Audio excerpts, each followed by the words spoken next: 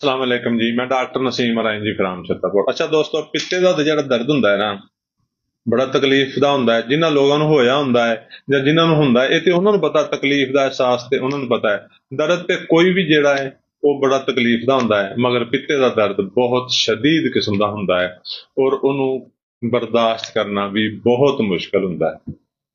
ਜਦੋਂ ਕਿਸੇ ਮਰੀਜ਼ ਦੇ ਪਿੱਤੇ 'ਚ ਦਰਦ ਹੁੰਦਾ ਹੈ, ਫਿਰ ਉਹ ਇੰਜੈਕਸ਼ਨ ਥੈਰੇਪੀ ਕਰਾਉਂਦਾ ਹੈ, ਗੋਲੀਆਂ ਲੈਂਦਾ ਹੈ, ਮਗਰ ਅਕਸਰ ਜਿਹੜਾ ਨਾ ਬਹੁਤ ਲੇਟ ਜਾ ਕੇ ਪਿੱਤੇ ਦਾ ਦਰਦ ਖਤਮ ਹੁੰਦਾ ਹੈ। ਕਈ ਕਈ ਦਿਨ ਮਰੀਜ਼ ਤੁਰੇ ਫਿਰਦੇ ਰਹਿੰਦੇ ਨੇ ਪਿੱਤੇ ਦੇ ਦਰਦ ਨਾਲ। ਪਿੱਤੇ ਦਾ ਦਰਦ ਠੀਕ ਹੋਣ ਦਾ ਨਾਂ ਹੀ ਨਹੀਂ ਲੈ ਰਿਹਾ ਹੁੰਦਾ। ਸਾਡੀ ਅੱਜ ਦੀ ਰੈਮਡੀ ਪਿੱਤੇ ਦੇ ਦਰਦ ਦੀ ਇੱਕ ਐਸੀ ਰੈਮਡੀ ਆ ਕਿ ਤੁਸੀਂ ਇਹ ਦੇਖੋ, ਚੰਦ ਖੁਰਾਕਾਂ ਨਾਲ ਪਿੱਤੇ ਦਾ ਦਰਦ ਬਿਲਕੁਲ ਠੀਕ ਹੋ ਜਾਏਗਾ ਔਰ ਤੁਸੀਂ ਸਿਹਤਮੰਦ ਹੋ ਜਾਓਗੇ, ਭਾਵੇਂ ਮਰਦ ਹੋਵੇ ਜਾਂ ਔਰਤ ਹੋਵੇ। ਅਗਰ ਉਹਨੂੰ ਪਿੱਤੇ ਦਾ ਦਰਦ ਹੋ ਰਿਹਾ ਹੈ, ਹੋਮਿਓਪੈਥਿਕ ਦਵਾ ਕਲਕੇਰੀਆ ਕਾਰਬ 30 ਤਾਕਤ ਲੈਣੀ ਆ। 5 ਕਤਰੇ ਸੁਬਹ, 5 ਦੁਪਹਿਰ, 5 ਸ਼ਾਮ, 2 ਘੁੱਟ ਪਾਣੀ 'ਚ ਪਾ ਕੇ ਪੀਣੇ ਆ। ਇਨਸ਼ਾਅੱਲਾ ਪਹਿਲੇ ਦਿਨ ਇਹ ਫਾਕਾ ਹੋ ਜਾਣਾ ਹੈ। ਹਫ਼ਤੇ 10 ਦਿਨ ਦੇ ਵਿੱਚ ਬਿਲਕੁਲ ਠੀਕ ਹੋ ਜਾਣਾ ਹੈ।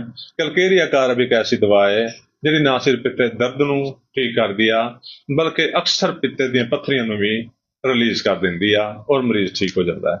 ਸਾਡੀ ਵੀਡੀਓ ਨੂੰ ਲਾਈਕ ਤੇ ਸ਼ੇਅਰ ਕਰੋ ਤਾਂ ਕਿ ਵੀਡੀਓ ਹੋਰ ਲੋਕਾਂ ਤੱਕ ਪਹੁੰਚੇ ਔਰ ਉਹਨਾਂ ਦਾ ਫਾਇਦਾ ਹੋਵੇ। ਸ਼ੁਕਰੀਆ। ਅੱਲਾ